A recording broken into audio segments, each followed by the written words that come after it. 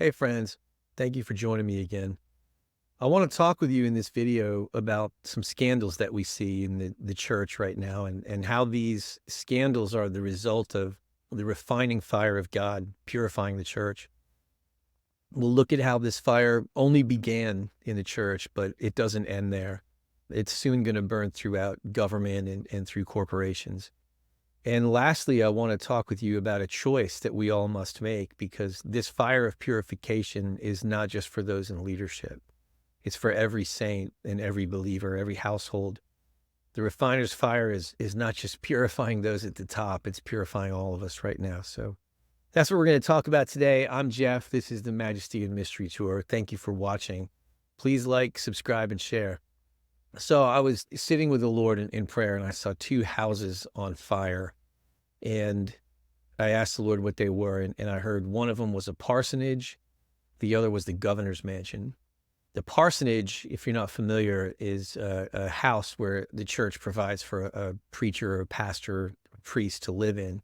It used to be very common, 100 years ago or so. And there's still some today where on the church grounds or near the church property is a house that's dedicated just for those in leadership. And so seeing these two houses, one being the house of the pastor, the other being the house of the governor, and both of them were on fire. Back in May, I asked the Lord what he calls this age that we're living in. You might remember I did a video called The Age of Exposure. I'll put a link to it in the description. And typically, history is written and interpreted by people decades later looking back on events that have already happened. And I was up late one night. I couldn't sleep and I was praying. And so I asked the Lord, what do you call this time? Because I don't have time to wait 20 years for people to tell me what this is. What do you say this is right now? What is this to you? And immediately I heard the Lord say, the age of exposure.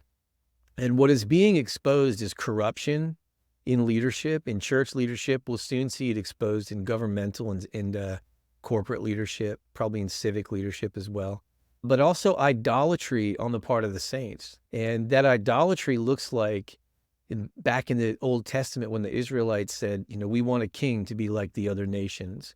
We don't want to have to put in the time to hear from the Lord ourselves and to be priests that minister to the Lord. We want to delegate that to someone. And after a while, they take the place of God for us. And we've sort of put leaders on an ungodly pedestal. It is good to honor them and to submit to them and obey them in the Lord. The scriptures tell us to do that. But we're not to idolize them, and we're not to let them take the place of God. The Lord showed me this, again, in prayer. I was waiting on the Lord, and he showed me this vision of a city that had been past its prime, that was sort of decrepit and falling apart in various stages of decay. And so I saw the city at night, and people would drive out of the city and they would drive up to this overlook where they would watch a movie on the drive-in movie screen. And the drive-in movie screen was blocking their view of the city. And so projected onto the screen was this idyllic, unrealistic image of life. It was some sort of glamorized, romanticized story, this narrative of life. And people would escape and they would get lost in this narrative, in this movie, right? In this projection. And so as they were doing this, and they would forget their troubles for a while, they would forget that their own city was in decay and in ruins. And so as I was watching this, a great wind came up and it blew the screen over. And this is night, and the screen is blown down, and now the projection is just lost in the darkness. There's nothing to bounce that off of, and so it's just lost. And the people are ripped out of their illusion, their fantasy, and they're forced to deal with the decay and the destruction of their city. And the Lord said, that's what we're dealing with right now. The screen is being broken down by the wind of the Spirit, by the move of the Spirit. And people are going to have to be faced with the reality of where they live and the conditions of where they live and the city that they call home, right? So that's what's happening right now. And I asked the Lord, why is this happening now? Why now? And he brought me to Malachi chapter 3, verses 2 and 3 tells us why this is happening. Who can endure the day of his coming? Who can stand when he appears? For he's like a refiner's fire and like a launderer's soap. He will sit as a refiner and a purifier of silver. He will purify the sons of Levi and purge them as gold and silver, that they may offer to the Lord an offering in righteousness. So the purpose of this refining fire is that we can purify what we offer the Lord, that we can purify our hearts, purify our motives, and finally worship him in spirit and in truth and bring pure, undefiled offerings to him. And what I mean by that is the things that we both do for the Lord and offer to the Lord in our prayers are not mixed with impure motive like selfish ambition or self-glorification, that sort of thing. And so this fire is intended to purify our whole lives, and not just those in leadership, but all of us in the church, From time to time, God will mercifully bring his fire to us to reveal how much is born of the flesh and how much is born of the spirit. And it's very gracious and kind of him to do this, because we'll all face the judgment seat of Christ at the last day. 1 Corinthians 3 tells us that our lives will pass through the fire, and whatever works are works of the flesh, hay, wood, and stone, they'll be burned up in the fire. But whatever works are born of the Spirit, that are gold, silver, and precious stone, those will pass through to eternity.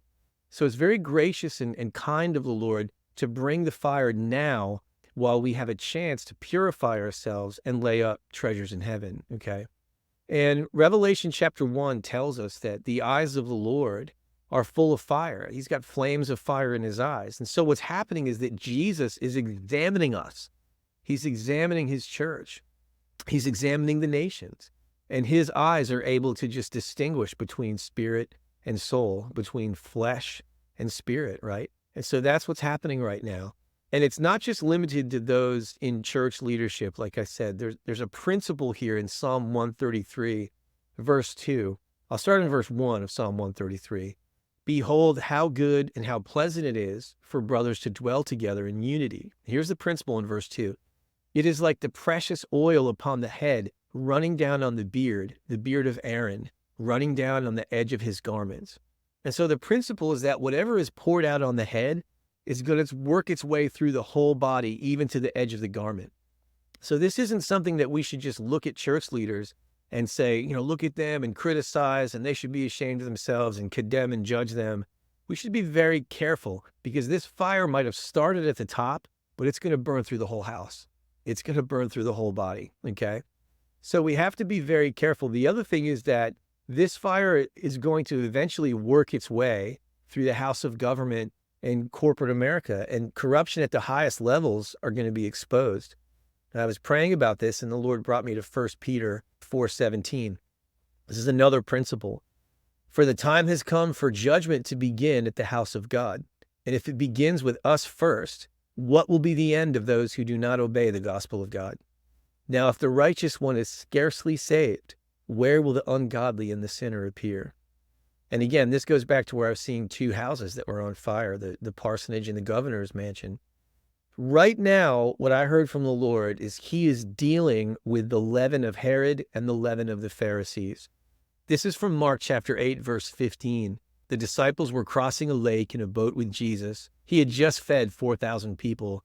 And Jesus warned them, watch out, beware of the yeast of the Pharisees and of Herod, or beware of the leaven of the Pharisees and of Herod. Jesus wasn't talking about physical food. He wasn't talking about bread. He was talking about corruption, both in the church and in government, okay? And so he used the analogy of yeast or leaven. Yeast is a culture. I've talked about this before, where there's mixture that comes in. Once the yeast is put in the flour, once it's put in the dough, there's no getting it out. It's going to work its way through the whole thing. The only way around it is to purify it by starting all over again. You throw out what's corrupt and you begin with something fresh. And that's what the Lord is doing now.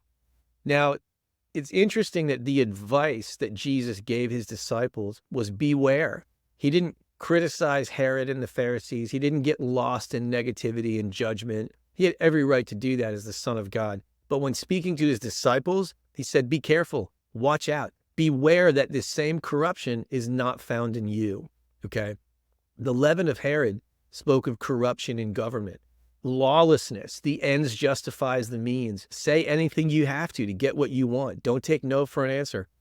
That's sort of the American corporate and political ethos right now. Everyone just lies through their teeth. It's just a fact. It's the way it is right now. And Jesus is saying, beware that this same corruption is not found in you.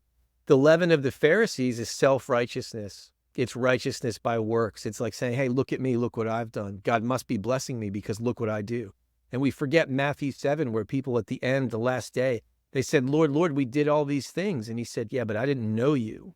It doesn't matter. Depart from me, you workers of lawlessness. So it's very important that when we see these scandals happening and we see this burning throughout the church, and again, it's about to burn through government, that we don't judge, that we don't criticize and condemn them, but we're very careful to look within and make sure that the same corruption of lawlessness and self-righteousness is not within us as well. We need to be very careful how we judge and how we show mercy. You know, there's a big difference between identification and condemnation. The Lord spoke this to me in prayer. There's a difference between identification and condemnation. This is why I say this. Matthew 7, verse 1, Jesus says, do not judge others and you will not be judged, for you will be treated as you treat others. The standard you use in judging is the standard by which you will be judged. Now, when he says judge here, he's talking about condemnation. He's talking about the tendency that we have to judge someone's eternal state or judge their soul. Only he can do that. There's a big difference between assuming the moral superiority to pronounce judgment on them and just identifying and discerning the fruit of their lives. In Matthew 7, down in verse 15 to 20, it's really good, so I'm just going to read the whole thing. Jesus says this, beware of false prophets who come disguised as harmless sheep, but they are really vicious wolves. You can identify them by their fruit, that is, by the way they act. Can you pick grapes from thorn bushes or figs from thistles? A good tree produces good fruit, and a bad tree produces bad fruit. A good tree can't produce bad fruit, and a bad tree can't produce good fruit. So every tree that does not produce good fruit is chopped down and thrown into the fire. Yes, just as you can identify a tree by its fruit, so you can identify people by their actions. So this is why I say it's very important that we take on the role of identification, that we know them by their fruit, and that we don't condemn them and assume the moral superiority to judge someone. Let's leave that to the Lord, okay? Now, in the days to come, as I said earlier, we're going to be confronted with a choice. And this choice is found in Proverbs 28:13. I was praying and I was really burdened by the fact that all this exposure was happening in the church, because I said, Lord, all of us have sin in our lives. Is this going to happen to all of us? We can look at these people and say, oh, what a shame, and they never should have done that. But the truth is, we all have things in our life that we're not proud of. We whitewash our sin. We downplay things that we've done. And so I was praying and saying, Lord, this is a hard thing. And he reminded me of Malachi chapter 3, verse 2, where it says, who can endure the day of his coming? Who can stand when he appears? And I said, Lord, none of us can stand. None of us can endure. And so he brought me to Proverbs 28, verse 13. And it says this, he who covers his sins will not prosper, but whoever confesses and forsakes them will have mercy. I'm going to read that again. He who covers his sins will not prosper, but whoever confesses and forsakes them will have mercy. So I was talking to one of my friends about this, and I realized that there's a real paradox here. The paradox is, if we try to cover our sin ourselves, we'll be exposed. But then the scripture says that love covers a multitude of sin. So God himself does cover us. We're just not supposed to cover ourselves. When we try to cover our own sin, it's with works of self-righteousness. It's with lying, avoiding shame and guilt and humiliation, avoiding accountability and responsibility. But when we confess our sin and forsake the sin, the Lord covers us himself with the blood of Jesus, with mercy, with grace. 1 John 1, 9 and 10 says, if we confess our sin, he is faithful and just to forgive us our sin and cleanse us from all unrighteousness. It's very interesting to live in the tension of that paradox, and that's where we are right now. That's the choice that I believe is coming for every believer. When we're confronted with our own sin, when the Lord brings it to the surface in us, what are we going to do? Are we going to try to downplay it? Are we going to try to whitewash it? Are we going to try to hide it because we're trying to avoid shame, or we're fearful of rejection, fearful of exposure? Or are we going to confess it, forsake it, and allow the Lord to cover us with mercy and grace, right? That's the issue that's at stake here. Matthew 21:44 says this, "Whoever falls on this stone will be broken, but on whoever the stone falls, it will grind him to powder." And that's the tension we live in right now. We need to fall on the rock of Jesus Christ and repent and ask for his mercy and grace, rather than go on in stubbornness and rebellion and have him fall on us, okay? So that's the issue that we're going to have to face. That's the choice. And I believe at the heart of the issue, the heart of the matter, is our attitude towards humiliation. Are we trying to hold on to some semblance of self-righteousness, some semblance of pride? When we come to the Lord, we do so admitting that there's nothing good in us. Have we forgotten that? After getting saved, have we spent some time and grown in the Lord? We think, it's okay, Jesus, I've got this. I'm a pretty good person now. I needed you back then, but now I'm pretty good. Have we forgotten that the only thing that we bring to our salvation is the sin that made it necessary in the first place? There's a great example of this in the scriptures, this trying to cover our shame and then being covered by the Lord. It's with Adam and Eve.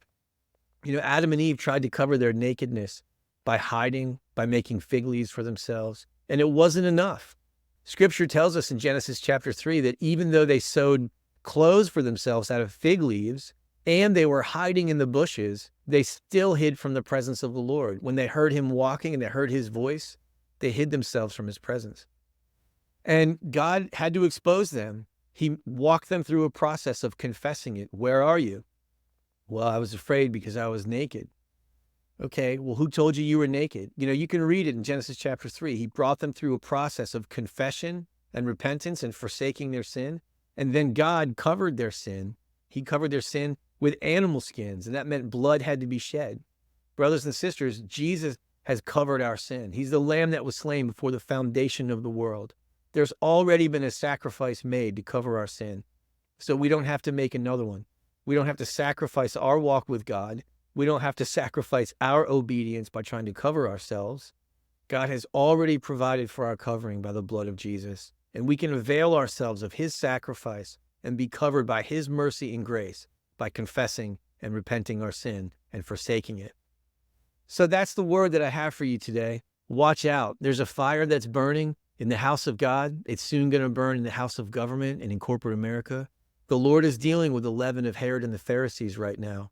But just remember, there's a difference between identification and condemnation. You can identify it and make sure that that leaven isn't in us. We need to watch out for lawlessness and self-righteousness. Remember the principle of Proverbs 28:13. If we try to cover our sin, we'll be exposed. But if we confess and forsake our sin, we'll be covered with love and mercy. Don't fall for the trap of avoiding shame at all costs, okay? Don't sew your own fig leaves together through righteous acts and wearing a mask and trying to prove to yourself and everyone else that you're really not that bad. You're really pretty good. Just remember that we need Jesus every single day. Cover yourself with the blood of Jesus. Pray this according to Psalm 139, verse 23 and 24. Search me, O God, and know my heart. Test me and know my anxious thoughts. Point out anything in me that offends you and lead me along the path of everlasting life. Please let me know your thoughts in the comments below. I'd love to hear from you guys. I'm Jeff. This is the Majesty and Mystery Tour. Thanks for watching, and please like, subscribe, and share. Bless you guys.